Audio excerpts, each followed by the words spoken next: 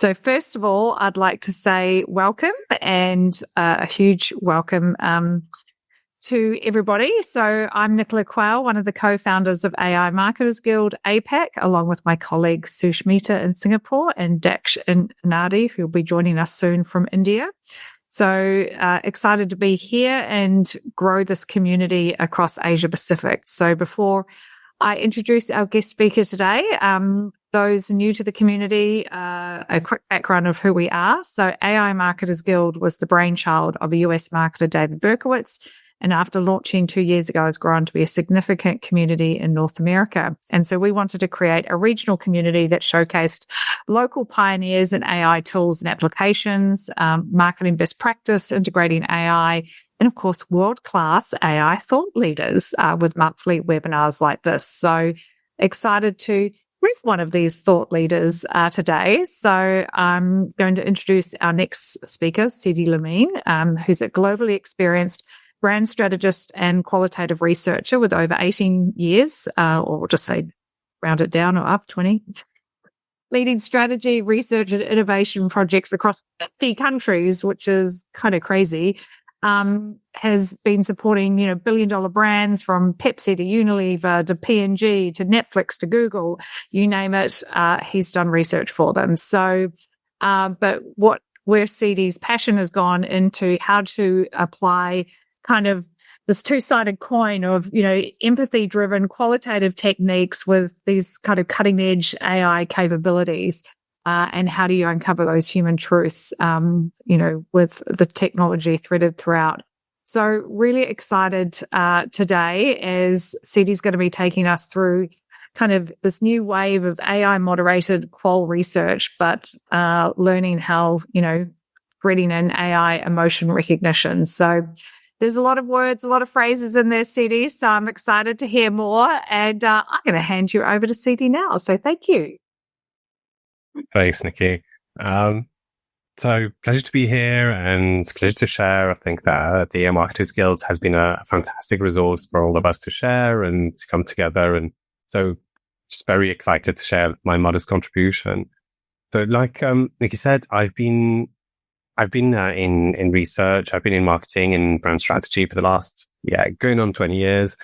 But I've been actually really passionate about AI since before that. I studied AI at university in 2001 when it was very, very, very boring, long before the explosion that we all know and are excited about daily. And so I've always been looking for ways to do things better and to do things more profoundly in my practice of insights and of strategy. And when I started my agency about 7 years ago now, I thought, well, now is the time to put my actions where my mouth has been. And so that's been my focus since then. And one of the first things I found was back before generative AI, back before we had these capabilities for large-scale analysis, for moderation, for all the beautiful tools we have now, was the ability to record and analyze emotions, which has always been something very exciting for me. Because let me start sharing maybe, because I have prepared some slides for this, and I will be damned if I don't use them. So I think that's been one thing that we've all probably encountered in our research is, can everyone see? Yeah, so you should be able to. Oh, there we go. Yeah, if you make it just a bit bigger. I will. There you go. Good. One thing we've all encountered is, if you've ever participated in qualitative research, if you've ever just talked to people, is you might be asking someone, how do you feel about this? How do you feel about this advert? How do you feel about this concept? How do you feel about, do you want to get Chinese for dinner tonight? And the answer you have is, yeah, that sounds great. And that's not what they mean, right? If you see this face and someone tells you they love it, there is something there. And that's always been very, very, very important to me, because that is where the tensions are. That is where someone is trying to tell you something and they're struggling to tell it to you. This is where actually your competitors might not hear it, and you have the opportunity to better serve whoever it is you're trying to serve.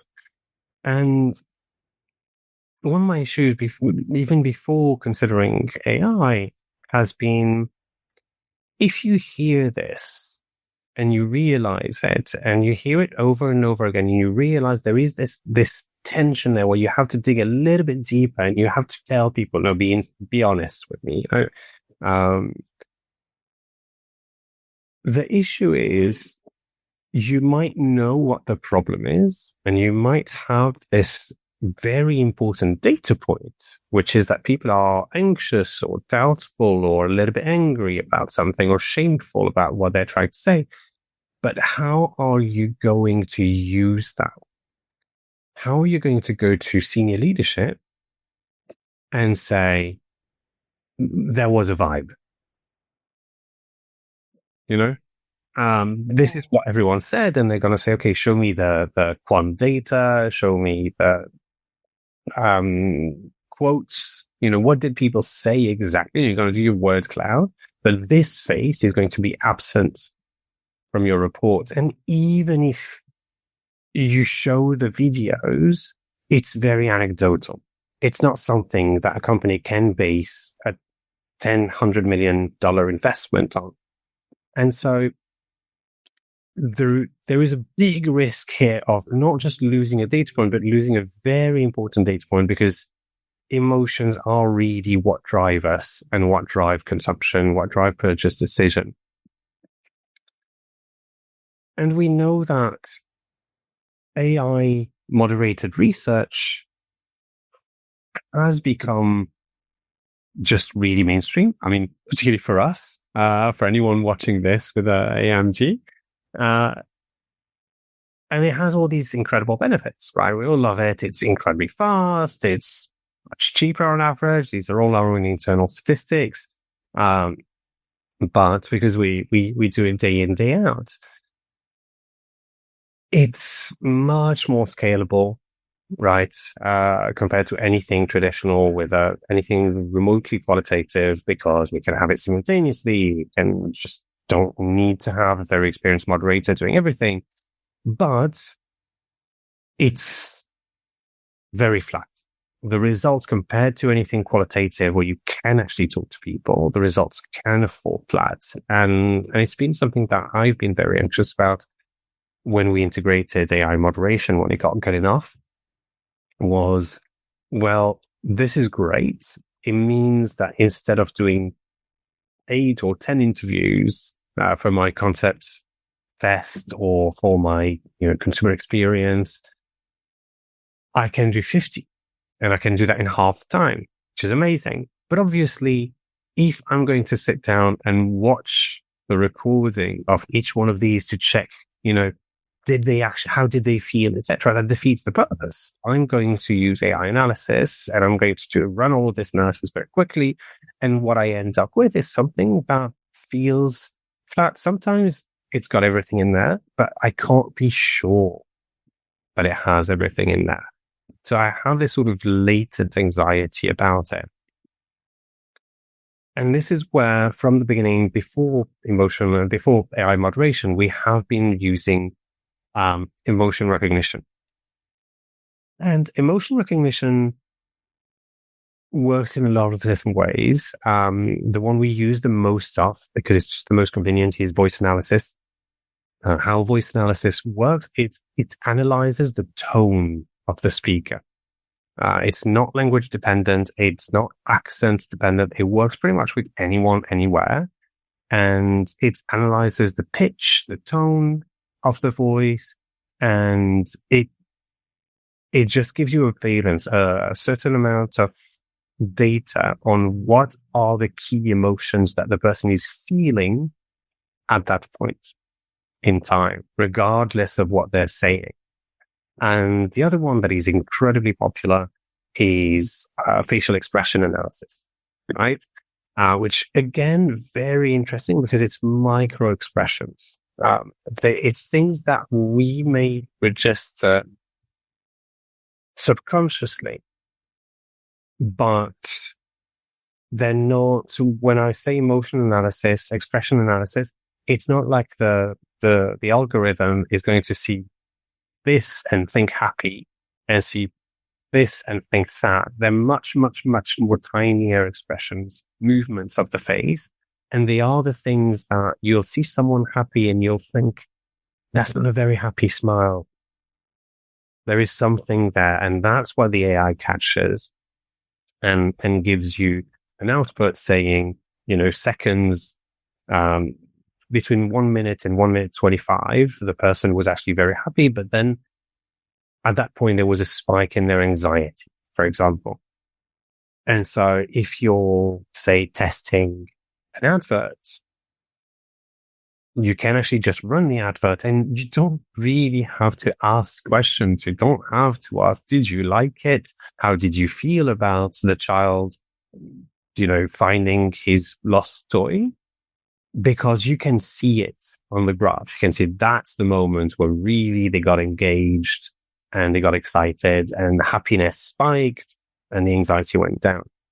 And because that's always very important for us, for anything we talk about, I'll say that these two things about both of these algorithms, the voice analysis and the facial expression analysis, are both very, very robust. These are actually techniques of behavioral analysis and of psychological analysis that have been developed in the 70s. And so the data sets, the scientific data sets, have been incredibly robust for decades.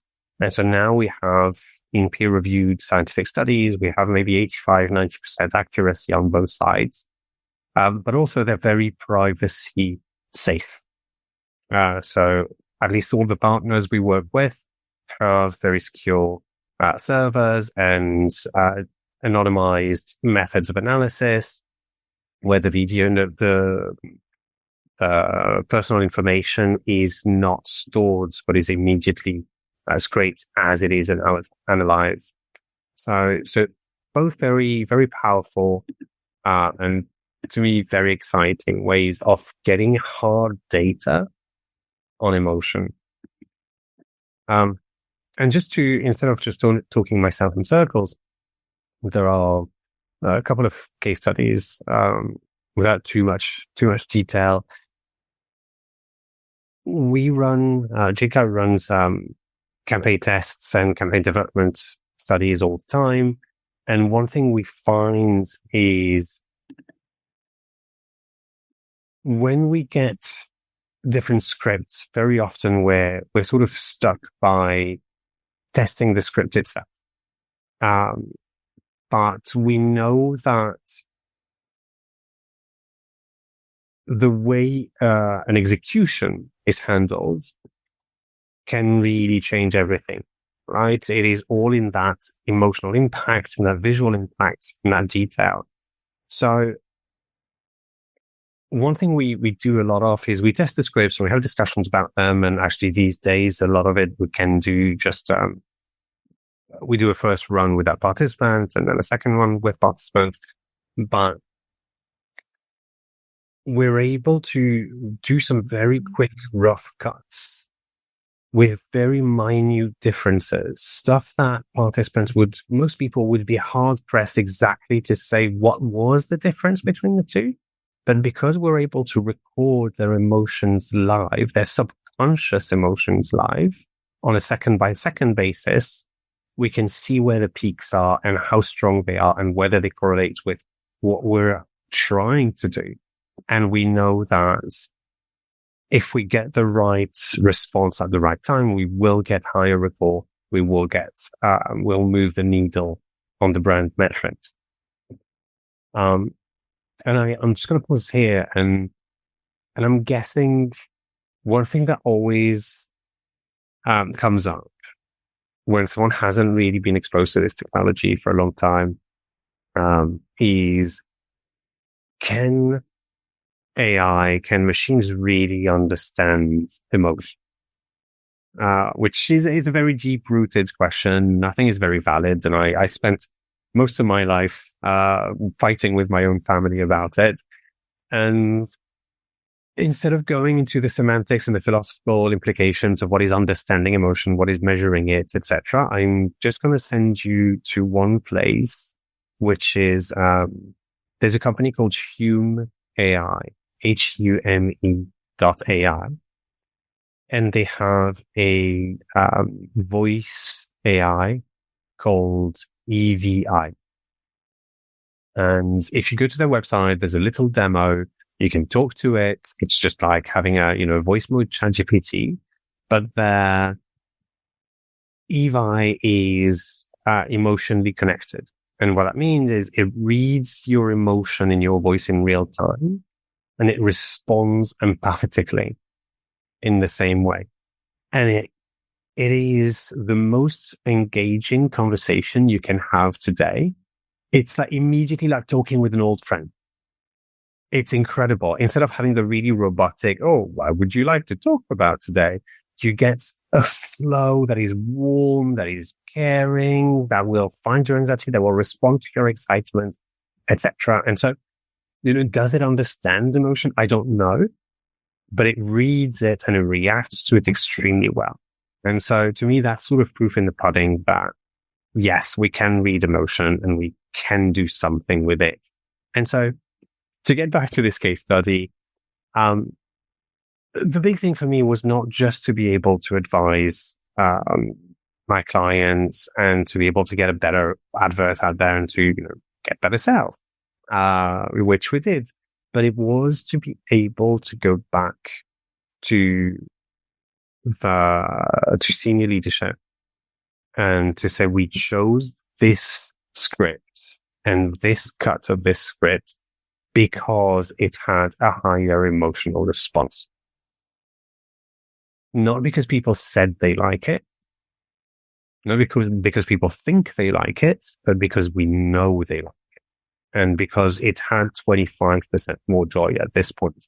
And being able to not leave the most important part of research, the emotions, on the cutting floor, that to me is a huge, huge win. And I just find it's more respectful of consumers in general. Another one we had is for concept testing. So that's the other thing we do a lot of with emotion recognition. Ad testing, usually we do with facial expressions because we can see it in their face as they're watching the ad. Concept testing, we usually do with a voice emotion recognition because it is really reading the subtext of what people are saying. And one thing you may know is if you're testing a lot of concepts, eventually all responses gravitate to the middle, right? People will tend to say, it's all right. It's fine. There'll always be a couple of people who are just excited about everything, but it sort of tends to flatten out, after 3 or 4. And the reality is the reason it flattens is not so much that people don't care or that they don't want to tell you, is that there is cognitive overload. In order to tell you the response to a concept, people have to expose themselves to it, they have to absorb it, and then they have to think about how they feel. They have to dig into their own emotions, really look into themselves, which is not something we do on a day-to-day. If I'm being completely honest, most of us run our lives just feeling things, reacting to things. And then, if we have to, we can do some post-rationalization later. But as we know, I think most of us will know, the decision to buy something at the shelf is made within the first second, right? Some people say 30, 50 milliseconds. I think it's somewhere between 1 and 2 seconds. And then the justification of, oh, I want this one because X happens in the minute after. And so these system one emotions, these immediate emotions, are what drive response. And they're always that. There isn't a moment where we're not feeling something about what we've seen. And so the beauty of this is what we do is we can show the concept, we can describe them, and then, we ask people, okay, so how do you feel? And they tell us, I love it, hate it, or they tell us most often, it's fine.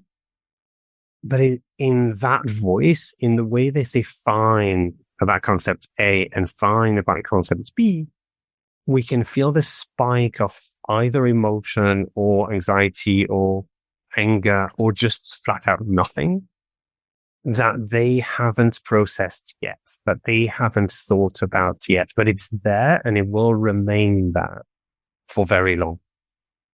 And so we can find that response we want, which is, it might be joy, it might be calm, it might be something else that the product is supposed to generate. And if we have it, we know we're on the right track. And obviously we will, run both tracks. We'll ask and we'll look at what they said and how we can improve the concept and how we can, look at any guardrails and pitfalls. But at least for our tests, we have the baseline emotional response and we know that is what will drive purchase 10 times more than what people are saying. So that's always been something we've done. These days we do it, we don't really run concept testing with AI moderated interviews without it.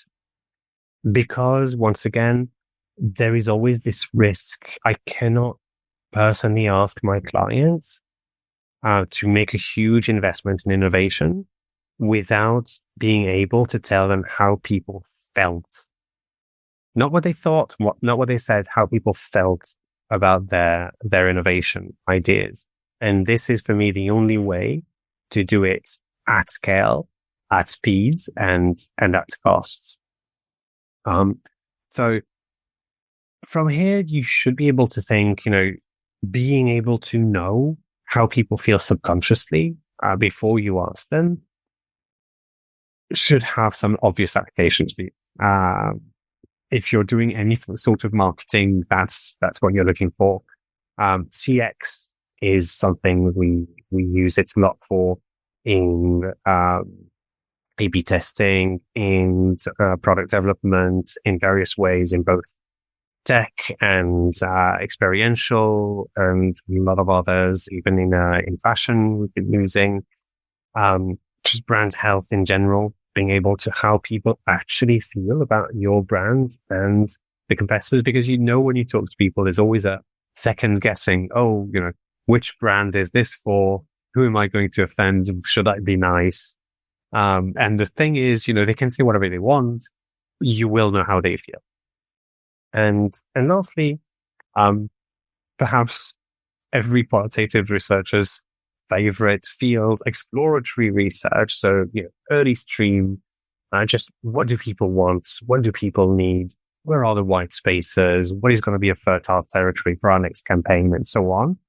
That is the best, because then you can look for unexpected themes. You can just look at your entire conversation and find that, interestingly, when people talked about, going for a walk with their dog in the context of their new shoes, that's where the peak emotion was. And that's where really that feeling of both calm and joy that we're looking for came out. And there must be something there, which, if you've seen the latest ASICS campaign, that is all about dogs are the best runners, dogs are the best walkers, etc. They only have dogs in their new campaign. And that came from one such insight.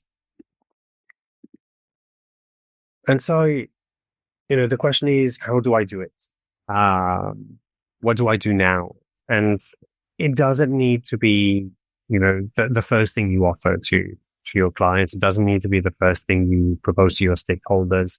The way we approached it, our sort of roadmap, which I think works for most people, is start slow, experiment, understand, iterate, and integrate, and then scale.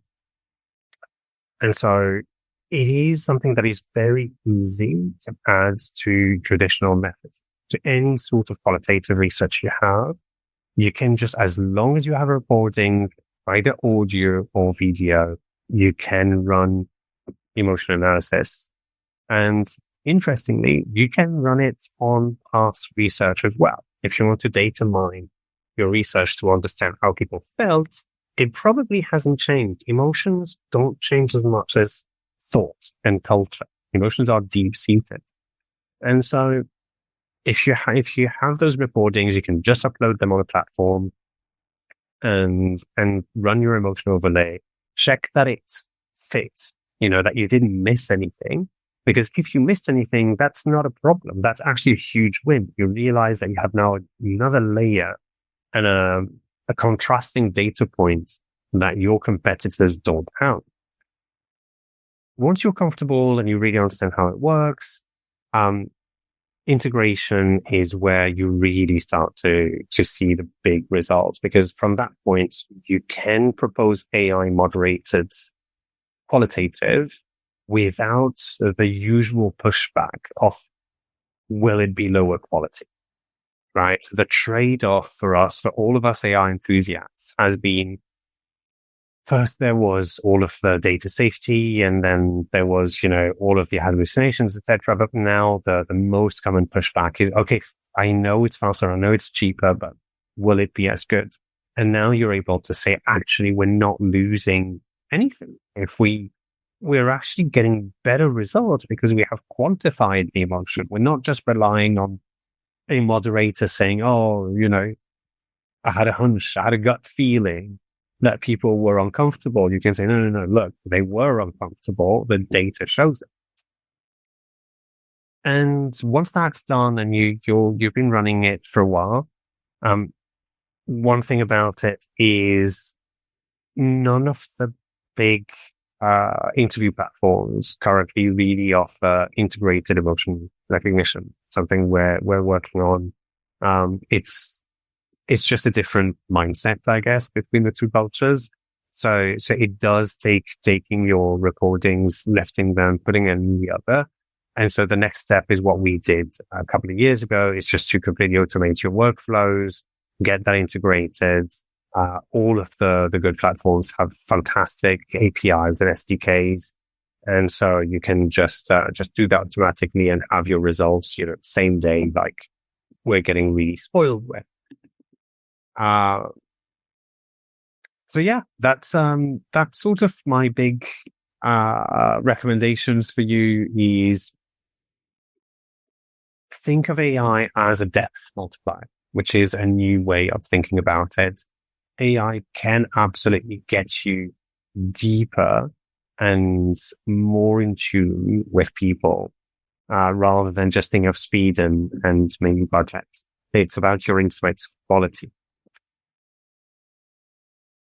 Okay, I have a question, Sidi. You mentioned some tools which we can use to kind of run these interviews through. Could you give us a list in case somebody wants to or something that you use? Yeah, so there are a really large number depending on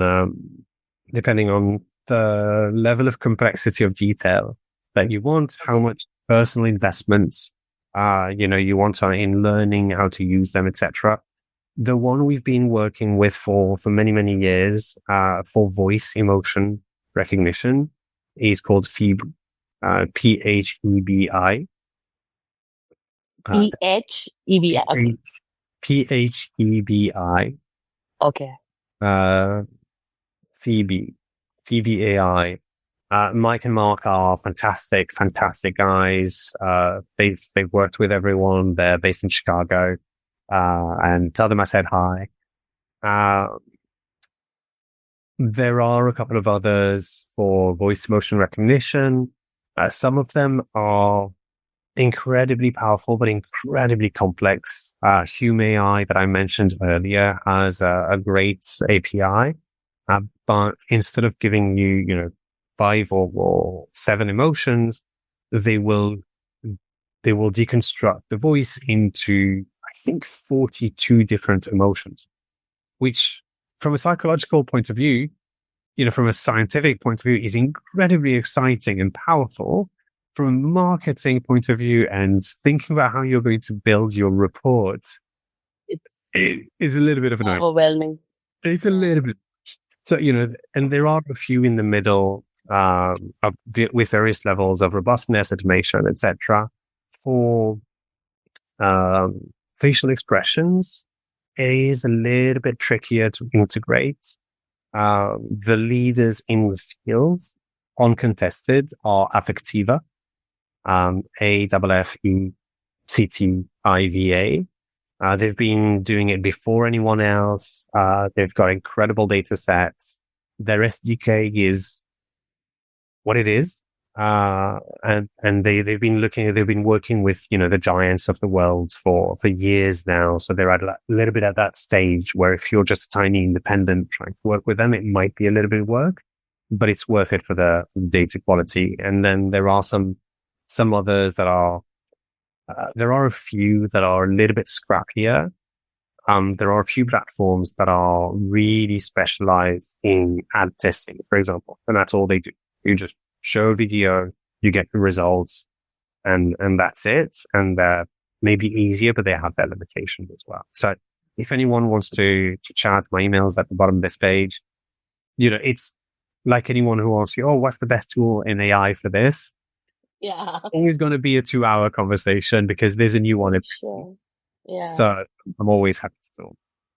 Yeah. This is super useful. Thank you. Sorry. Yeah.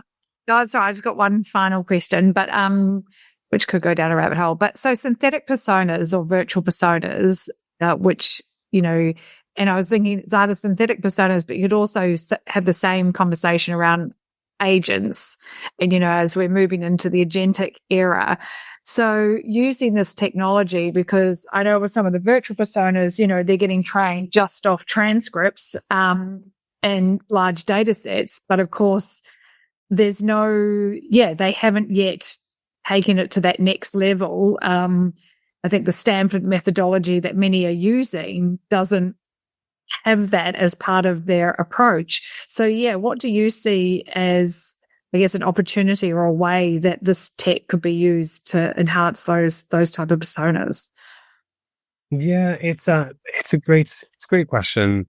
And the question is always, to me, comes back to the data sets. If you have the right data sets and they're clean and they're homogeneous, etc., there's a lot you can do. And for example, that's what Hume have been doing in building those voice, those emotive AI bots.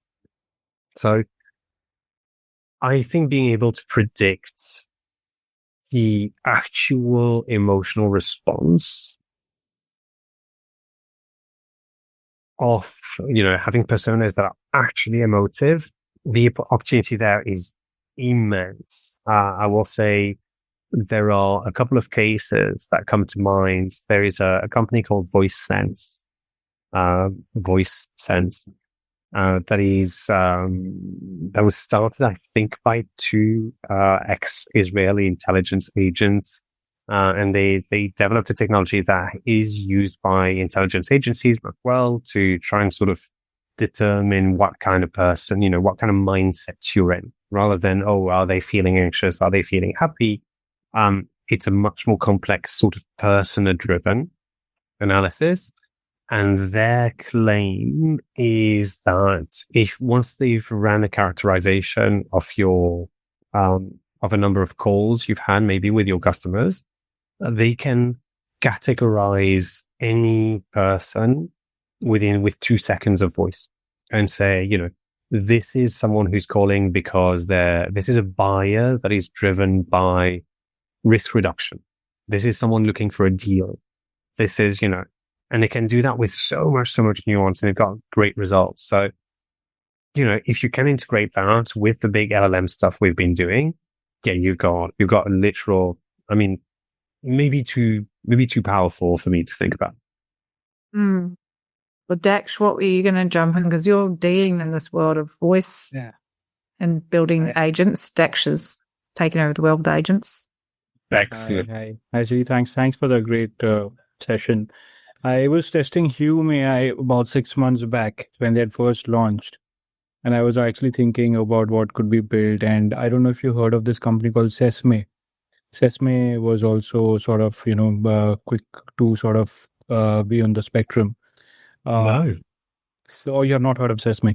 So so I had taken the conversational, the API conversational voice AI, and then they for Hume, and I was also sort of playing around with the speech to speech API that they have.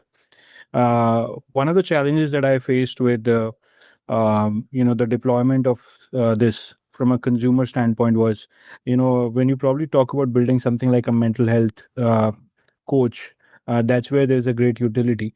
But especially when you talk about marketing teams, who have a very short-lived lens where they want to do activities which are more activation based, they want to do short campaigns, from the top point of taking this idea at their door to executing it takes a lot of time.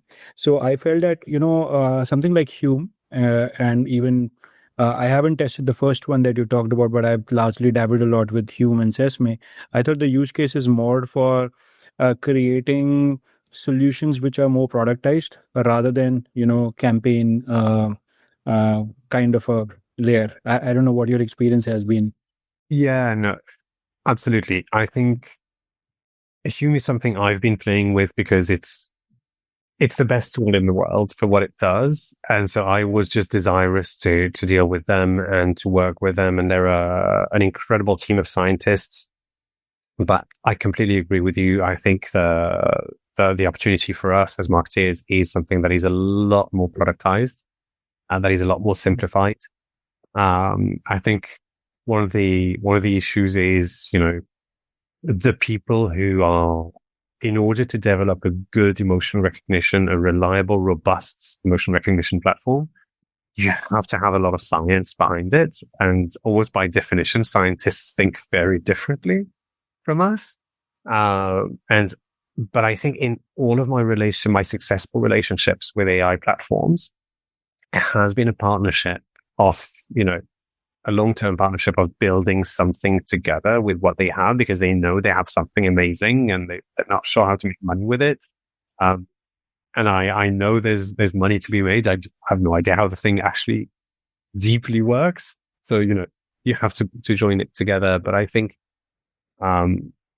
being able to connect your AI moderation platform to extract the videos, segment the videos by theme, and then send those video segments or, audio segments to the analysis platform gets you something really powerful. But like I said, we're still at the point where that automation needs to be built in-house, and that's an investment. You have to know that you're going to be able to sell it.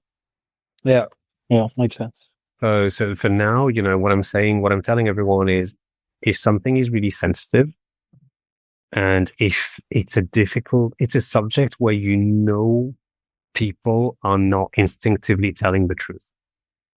If you're asking, do you prefer Nike or Adidas, people will tell you. If you're asking people, when you prescribe drugs for this disease, is money an issue? Doctors will struggle to tell you, yes, it is, but it always is. And so for all of these parts where you have to read between the lines, then it's worth considering the manual labor of adding the emotional analysis. And then, you can tap into the real anxiety that the client teams have in saying, people are lying to you. And this is a way to see through it. It's not a lie detector, but it's a way of getting the real emotions. Right. Makes sense. No, interesting times. I mean, we work a lot extensively in voice AI on retail, WAPI, LiveKit. Yeah. Well, there you go. Yeah. No, I think it's going to be super interesting in this.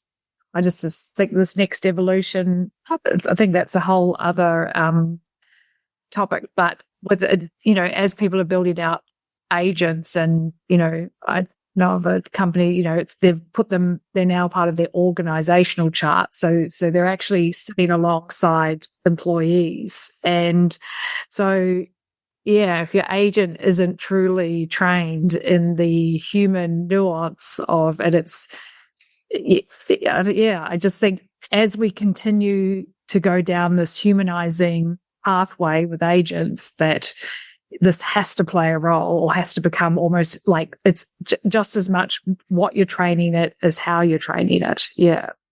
And I think there's been endless philosophical debates about, do people talk more openly with a human or with a bot? And I think both arguments make sense. I've seen data to support both. It's a complex question. I think it depends on the bot, the person, and the subject. But one thing is that people are less in what they say. It might go one way or another, but emotionally, people are less guarded with a bot, with an AI moderator. People are not worried that the AI is going to, call them out on their lies or on what they're not saying. And so this emotional openness gives them an opportunity. Right. Sure. I think even for categories that we were doing earlier, we struggled so much. I can totally imagine AI transforming it. Like Durex, which was a brand that I was working in. We had so much research to do, but nobody will sit in a room and talk about intimacy. But, the moment you have an AI agent or a bot, you're willing to open up and give a lot of information because you're not being judged. Exactly. So I think stuff like that will, start opening up. But I think there has to be a solution which integrates emotions into the agent that's interviewing. Otherwise, imagine taking all that data, putting it into another thing, then trying to, I think somewhere somebody has to build that engine. So that's what we did. We did that a couple of years ago. We have that engine. It works end to end. We're very happy to it. It's still internal. Every month when I do my to-do list for the month is, sell that to people, make it available, like productize it, put a brand. Exactly. Put a number, to tell people how much it costs. Yeah. They actually did it 2 months ago, and then there was too much work and renovating a house. And so I haven't actually gotten out to marketing it. It is something that we have available, and I should be out here promoting it. But yes, Sidi, do it. Much needed. This could be our platform. Get it out there. Yeah. Get it out there. Now you've said it. Now you have to do it. Yeah. I have to do it. Productize. Keep talking about Series A and Series B, Oh God, no! Protect me from that. No, God forbid. No, If someone wants to talk and wants to be an early adopter, just reach out, because it is here. It exists. It's just not. It doesn't have a website. You've heard it here first, and I do actually have some thoughts around that. So I'll be in touch, Sidi. Yes, I think there's a collaboration in the future. But look, thank you so much. This has been first beta, Sidi. This has gone really well. You have your first beta. Couldn't even sure a better one.